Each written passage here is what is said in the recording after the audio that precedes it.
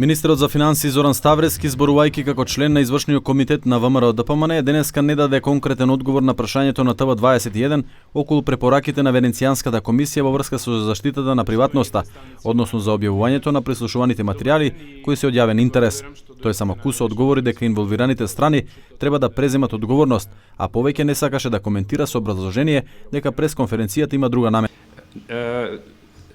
За сите позиции што се однесуваат на политичките прашања, ВМРО ДПМН ќе ви одговори. Ова е тематска конференција во која што би замолил да се задржиме до темата што ја имаме. Сепак темата е голема и значајна и сметам дека заслужува внимание. Ние поддржуваме, значи, сите реформи ги поддржуваме и сите работи што се однесуваат на тоа да се утврдат сите факти и да се утврди одговорноста доколку постои на било кое лице во Република Македонија на закон на начин кој што е предвиден со законите во Република Македонија. Инаку вчера лидерот на СДСМ Зоран Заев испрати писмо до претседателите на политичките партии потписнички на договорот од Пржино и до амбасадорите на Европската унија и САД во Македонија, во кое побара по донесувањето на мислењето за законите за приватност и за пријавувачи од страна на Венецијанската комисија да се преземат чекори за, како што соопшти СДСМ, да се избегнат штетните недоследности во примената на договорот од Пржино. Во писмото Заев повикува на решавање на неколку прашања пред да стапат во сила законите за приватност и за пријавувачи пред датумот на распуштањето на собранието.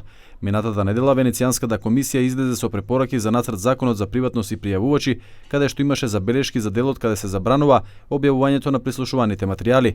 Според Венецијанската комисија, забранувањето на објавувањето на материјалите од јавен интерес може да влијае врз слободата на медиумите и врз правото на информирање.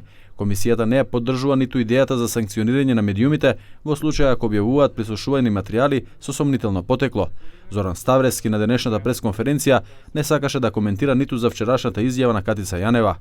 Сите институции се изјаснија во текот на денот и мислам дека нема потреба од дополнителен коментар во тој дел. Институциите што беа прозвани се изјаснија и сметам дека е добро сите ние да ги поддржиме државните институции, бидејќи тоа ја поддржува државноста и за Република Македонија оспорувањето на легитимитетот на државните институции во било кој контекст не е добро долгорочно во однос на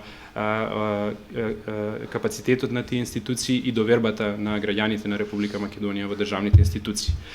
Инаку вчера специјалната обвинителка Катица Јанева информираше дека има докази кои го ставаат под сомнение изборот и легитимитетот на претседателот, собранието и уставни судии.